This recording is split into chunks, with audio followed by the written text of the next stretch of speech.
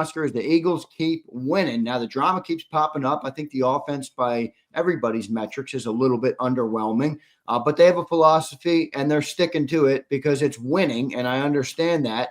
What do you make of the offense so far this year? Yeah, this is not synchronized swimming, guys, where teams win based on styling points and all that. Style points.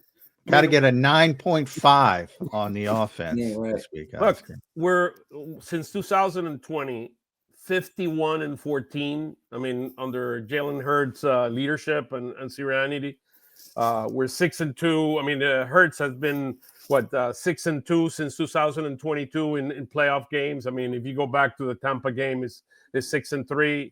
I mean, this guy's a winner, and he's going to find a way to win no matter how. Let's go to our main man, Oscar Budejen, who joins us right now here on Birds 365. You can follow him at Oscar Budejen. Oscar, welcome to the program, my friend. How you doing this morning? Happy Friday, guys. What's going on? What's Oscar. the drama today? Yeah, the boys. Any new dramas? By the way, I saw your Collegeville bakery. You and Jeff Kerr, friend of the show, going there. They made Jeff Oscar. Kerr. Yeah, you get the. I'm like, if I can get that kind of prestige, they could get me to come over the bridge. But it's not should. I mean, I was looking for you the other day, and I couldn't see you. What's going on here? Amazing, guys. Good to see you, Oscar. All right, let's talk about it. Eagles, Cowboys. It's always a little bit more juice. I don't know if it's the same as it has been because the Cowboys have not been a very good team over the past year. So, sure. You know, if one team's great and one team's underwater, it tends to put a little bit of a damper on those rivalries. But you see the star, and what does it say for Oscar? How big is this week for you? Look, it's a game within the division. We know how hard they are. When you look at Prescott and his numbers are amazing at home. I mean, 21-2 over the last whatever number of years. He's won 18 in a row within the division at home. Look, he hasn't played in a number of those games, and that's what we've had taken advantage of. Look, I think there is something with Jalen Carter in this game. This is the revenge game for Jalen Carter. I do believe he's going to make a huge statement. I believe this is going to be a lower scoring game than a lot of people think. I do believe a lot of people going that way. I'm surprised. Yeah. I think the defense internally, both teams have improved significantly. The issues the Eagles have had in the offensive line and having Quinn Williams running in the middle is going to create havoc, as well as Jalen Carter. I do believe that there's going to be some dynamics there about both of the defensive lines kind of doing their thing. I do believe the Cowboys are vulnerable through the air, and that's going to be kind of the big question mark. Can we throw? And it's going to be a big question mark. I do believe it's going to be a low scoring game. Maybe I see potentially a game that is going to run maybe 2017, 21-17. It could go either way. That's the way I see it. I think the Eagles defense have been playing unbelievable. Yeah. And look, Jalen, it's a very interesting guy. He plays to win, right? He's going to play to win. I wish the game would be like we did last year. Or was it? I don't remember the score. Was it 36-20, something like that? I mean, yeah, they blew him out. Yeah, that was Cooper Rush, though, I believe. Cooper was it Cooper? The was one that and last only. Year? No. Yeah, I think it was Cooper. Cooper Rush.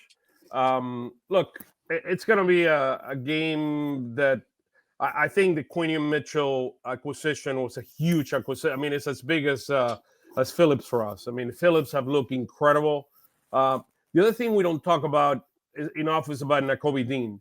We were vulnerable to the ground, and since Nakobe Dean has kind of come in over the last 3 games, the running game for other teams have not been good. I mean, we saw Gibbs last week. I mean, the guy is unbelievable. I mean, that guy, if you ask me, he's probably the best running back in football, and it's not even close. I mean, it reminded me last week in a couple of the plays that he was Barry Sanders. I mean, different size, but I mean, the guy was unbelievable the way he went on the field.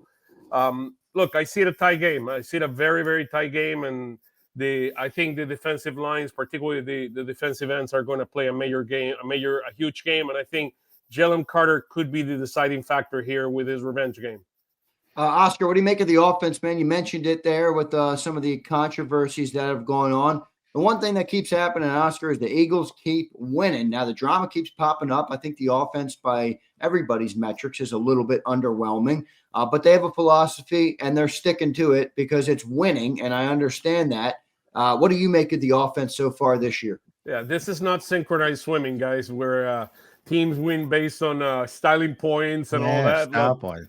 Got to get a 9.5 on the offense this week. Look, we're since 2020, 51-14. I mean, under Jalen Hurts' leadership and serenity, we're 6-2. I mean, Hurts has been 6-2 since 2022 in playoff games. I mean, if you go back to the Tampa game, is 6-3. I mean, this guy's a winner, and he's going to find a way to win no matter how. To me, if you ask me, the biggest, when you look at the stats last year versus this year, and I came here last time and you asked me, what is your biggest concern? And I said, look, you're bringing an offensive coordinator that was a passing coach. I mean, the passing coordinator that was 28th in the league. And right now, we're 29th or whatever the number is on passing. I mean, look, you're maintaining. I think the biggest difference is our running game, and the lack of production of our running game is staggering. When I look at, I mean, we talk about, I see Saquon. I saw it in the preseason. I saw how he ran in the preseason. I saw how he's running. He ran very hard last week. I mean, he ran very, very hard. There were not a lot of, I mean, there was a couple plays that he made that were big plays. But other than that, I mean, he ran very, very hard. I like Tank when the change of pace. I want to see a little bit more of that, kind of the 80-20 rule between Barkley and Tank, and maybe we get something going there. But our lack of production on the running game is the biggest difference between last year and this year. Well, when you look at yards, I mean, when you look at yards of in the passing game, I mean, they're basically 193.5 versus 199.5. There's no difference. I mean, the passing game is no different. I know. I'm glad you point that out. I say it all we're the actually time. going to score more in the air. We're projecting to go 37 touchdown and 5 turnovers in case of Jalen Hurts. 37-5 versus last year was 32-10. So the production in the air, it's about the same or slightly ahead of last year. The issue is we were running at a pace where we ran 100. We ran at 179 miles, 170 yards per game. This year is 115. Yeah. 125 for Barkley last year. This year is 66.2. Barkley's projecting to score 13 touchdowns.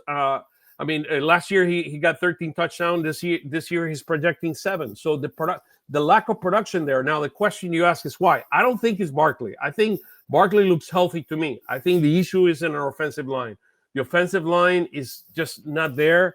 Becton versus Steen, the running game is being impacted by that.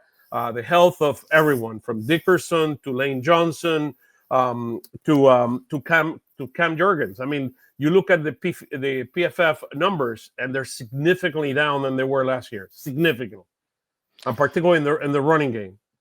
Yeah, no doubt about it. I mean, it's tough. They had an historic running season, obviously the greatest season for an individual player in history when you include the postseason with Saquon Barkley. So it was always going to be tough to duplicate that, but to sink to the level they have, I think it's the problem. I'm glad you brought up Lane because we should have brought up Lane earlier. Lane's not going to play. Yeah. So my question to you is, Oscar, now we always talk about winning, and you just gave the numbers with Jalen Hurts. Tremendous numbers. When he's on the field, the Eagles generally win football games. Well, if we want to lean on that, we also have to look at when Lane Johnson isn't on the field, the Eagles don't win football games. To 12 and 23. 12 and 23. Think about that. 12 and 23. And I'll add in the context of all these struggles you talked about were with Lane Johnson. Now, yes, he had to leave some games early and he's been banged up. Now you're not going to have him at all. Mm-hmm. And if they can't fix the problems with Lane Johnson, how in the heck are they going to fix the problems without Lane Johnson?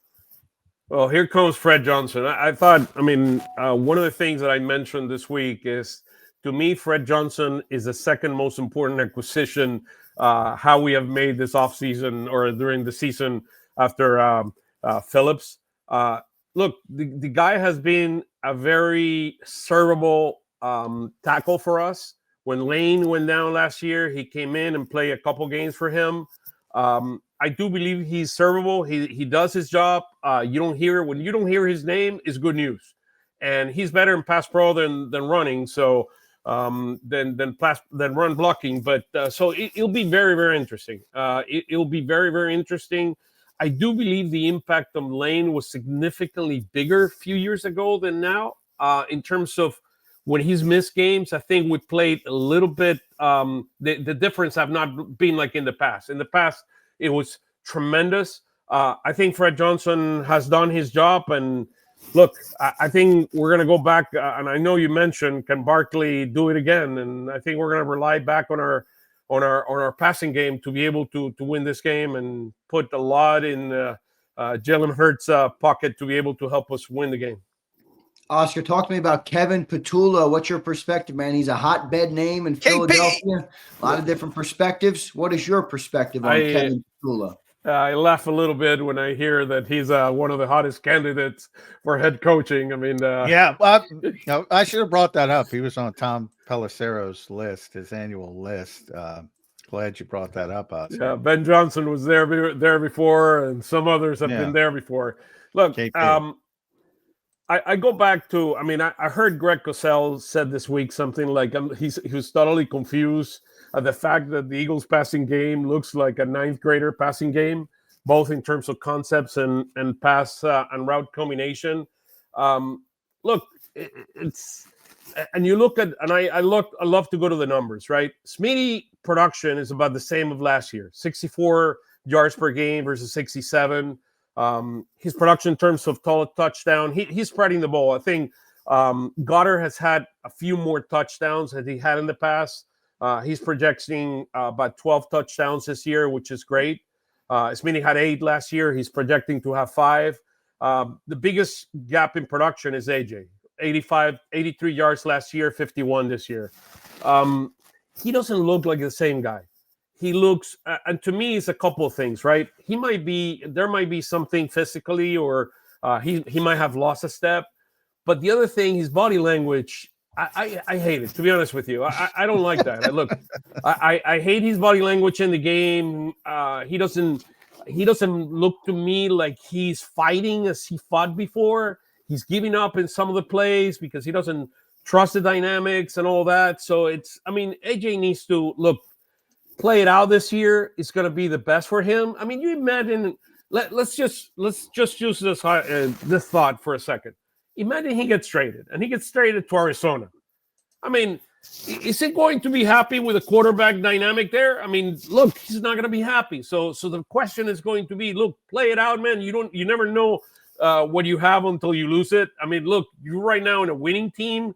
You're a key component of that winning team. I've heard you a number of times, John, talk about, look, Barkley and AJ are 2 best players. To me, I put Hurts as our best player because we win because of Jalen. If it wasn't because of Jalen and finding a way to win, we win a lot of the games that we win. So I do believe Jalen deserves a lot more credit than what he gets because he gets it done. No matter, it might not look pretty. Sometimes he's going to run. Sometimes he's going to make a pass. Do a lot of the passes by Jalen don't look pretty? Great.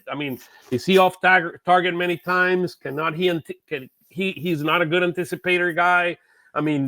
Look, he has a lot of faults as a quarterback, but he wins. And that's the only thing that I care about.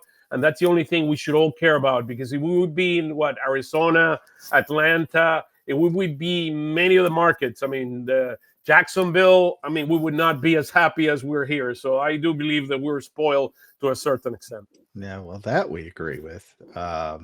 Certainly from that standpoint. Now, to your point, about this Cowboys team, and look, they are what they are. They're a very good offense. So I think it's strength versus strength, offense of the Cowboys, defense of the Eagles. And they have a very bad defense, and the Eagles offense has been pedestrian. But you mentioned you're a numbers guy. So here's the Cowboys at AT&T Stadium. They're averaging 35.3 points per game. 35.3 points per game. Second in yards per game, 414. So they pile up 414 yards, and they score 35 points a game. And I got a bunch of people, including Oscar Budejen, who I have tremendous respect for, telling me this team can't score 20 points at home. Where's the disconnect there, Oscar? William Mitchell, Cooper DeJean, both on Pickens and Land. Look, I like Williams, by the way. I mean, he's done a tremendous job for them. He's had a good year. Yep. That was the biggest question for me on the Cowboys. Who's going to run that football? And I mean, Williams have been unbelievable. He has 200 more yards or 150 more yards than Barkley and 4 more touchdowns than him, which is like head scratching. And I know that Jalen takes a few of the touchdowns from Barkley, but look, I do believe I trust our defense. I mean, what they did, the bigger question for me on the Eagles, with all this drama that happens every week, last week was Barkley, this week it Hurts, is that taking away from our focus, what needs to be the Cowboys? And because of our 2 wins the last 2 weeks, I mean, could this be a down game for us? That's my biggest concern. Are we prepared to play the Cowboys the way Sirianni normally prepares our teams to be ready for the following week? And that to me is the biggest question on this game. But defensively, I think we're a lead now. I think the combination of Phillips and the revenge game by Carter, the way you see Ohomo playing hard every day, Jordan Davis. I mean, it's amazing how many we find a way to win. I mean, if it's a block field goal or a block pass or I mean, what was it? A return, block punt by Sidney Brown in Tampa. But look, our offense needs to be more consistent to be able to be more effective. And I do agree that we're not going to be able to make it. Look, we're not beating the Rams in a playoff game like we did last year. I mean, hopefully it'll be snow. It'll be even a tougher snow game than last time. I don't know, Oscar. Like, my question is starting to become, as you pointed out earlier, this isn't synchronized swimming, and we have knocked off. Look, I get it. The offense is ugly to me. We've knocked off the Rams. We've knocked off the Chiefs. We've knocked off the Lions. We've knocked off the Packers. We beat the Cowboys. I mean, we've beaten all of these teams. That's no guarantee you beat them in the playoffs, but have we found the recipe that doesn't even require this offense to be better? Is that just a simple want and not a need for this team? I think it's a mindset. I think we have a winning mindset no matter what. I saw this morning the Mike. We talked bad about the team, and I mean, John, you see him on the when you go to the locker rooms there at NovaCare and you see them there. I got to make myself available there now that the Phillies season is over. I don't have any more excuses outside of my consulting work. But look, when you see him, this team plays together. This team, look at it. I mean, check out the mic and check out the dynamics there. I mean, Devonta did not have a good game last game, but he's pulling for his team. I mean, for his teammates, and he's finding a way around it. This team has a winning mentality. This team knows how to win. They believe in each other, and they know that something good is going to happen for them to win a game. I mean, we went to Lambeau Field. I mean, under those weather conditions, and we found a way. I mean, we were going to lose the games against the Rams. We blocked the kid and we returned the kick, and we find a way to win. I mean, the Tampa game, we played such a awful second half. Yeah, but it was the block punt. I mean, we just find a way to win, and it's amazing. And if it's not one guy, I mean, it's Uncle Fangio doing his magic. I mean, we just find a way. I mean, Fangio is incredible, guys. I mean, there are no words to describe what Fangio is. I mean, it's like, I mean, look, it's just amazing. It's just amazing. Yeah. Let's just say that. Yeah, I'm a big Vic fan, but as Vic will tell you, it's the players first, and you guys are amping it up at the right time. I mean, Jalen Carter playing good football, Jordan Davis, Player of the Week, as you mentioned, Jalen Phillips, perfect fit for this team. Jalen Hunt, with less pressure, is playing better than he ever has. Nakobe Dean, you mentioned. Nakobe. I mean, give a lot of credit. That kid plays hard, man. He made brings energy, physicality. Zach Bond is like he's like just a constant. He's just a great player and he can do everything. By the way, he can do everything in the field. Yeah. Quinyon's going to be a first-team All-Pro if he finishes like the way he started this season. Cooper DeJean's the best slot cornerback. I think Makuba's getting better. This defense is really good, really good. And the other thing, John, I think one of the biggest question marks for me, or puzzling, why hasn't Stoutland found a way?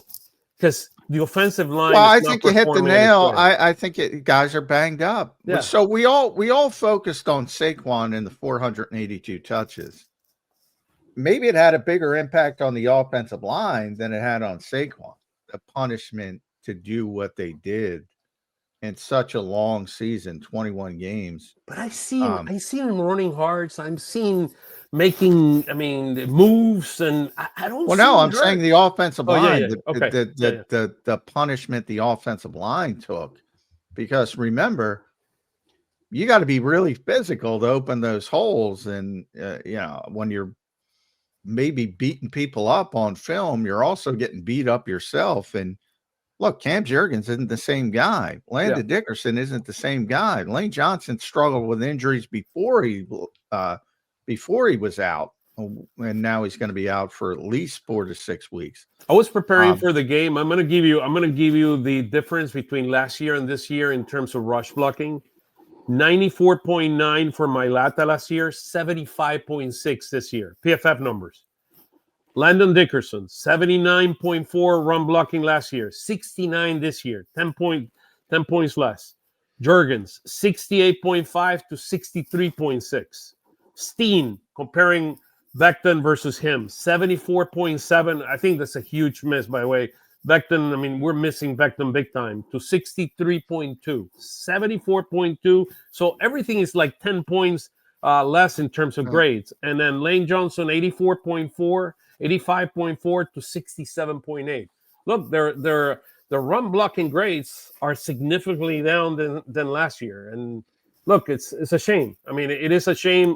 I don't think it's Barkley. Maybe he might be a half a step off or something like that, but it's look, and that's why I'm telling you, I would have thought Stoutland could have, as a running back coordinator, or play call, whatever, passer or coordinator. Let's just put it that way. Run game coordinator, yeah, game coordinator. I thought he would have been he would have found a way to be much more effective. Maybe the change of pace with Tank Bigsby could be something that they could start using a little bit more.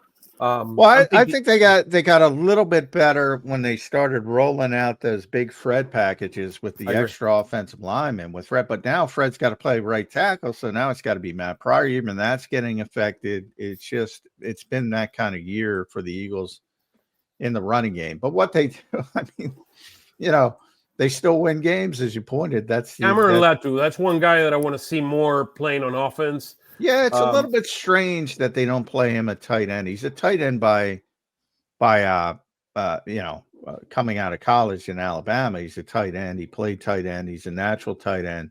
And they moved him to fullback when Ben Van Sumeren got hurt. And they've struggled, really. That's another underrated part of it. The tight ends can't block in the running game at all, except for Dallas Goedert. Grant Calcaterra's been bad. Kylan Granson's been bad. Why not put Cam Latu? Let him play fullback and tight end. I agree. I was talking to Ricky Ricardo, our dear friend Ricky Ricardo, my partner, the other day. He said, look, when I look at Zach Ertz and I look at all the plays that he continues to make, we could use Zach Ertz here, not as a blocker, but we could be using Zach Ertz here as the second tight end. I mean, you imagine the combination of Goddard and Zach Ertz. I mean, our offense would be a lot more effective than it is today. No doubt about it. Oscar, good stuff, man. Good breakdown of the game. Who do you got this weekend? Eagles on the road. You already picked the Eagles. I said 21-17. I'll pull. This is going to be low. Thursday loss. So 21-17. I'm shocked how many people are going so low on this score. We got a bunch of listeners who went low on the score as well. Well, that's the way the Eagles play. You know, they don't play a high-powered offense. So, and part of me thinks that it's right. I mean, look at, somebody just pointed out in the chat. Did you see the Texans last night? Great defense, risk-averse offense, and you win the football game. I think that's what they're going to keep doing. The Texans do have a good defense. Man, that front, woo. Will Anderson, Daniil Hunter. Oof, oof, oof. Was it 8 sacks yesterday? I mean, it was amazing. Yeah. Oscar Budejen. Make sure you follow Oscar on the X platform. He's the voice of not only the Eagles with our buddy Ricky Ricardo, as he just mentioned, but also the Phillies. It's a little cold today. How about that? I only had this one out there. Yeah. You got the Philly tuxedo on. You got the Phillies on. You got the Eagles on. You're rocking the Philly. Hey, I got to wear it while we can, right? Yes, sir. That's right. Oscar, thanks for joining in, man. We appreciate you doing it. As always, great breakdown. And I think your point on the offensive line is something that's maybe being overlooked. It was well taken here on Birds 365. Thank you, Oscar. Appreciate it. Blessed weekend, guys. Take care. Go Birds. Thanks, Oscar.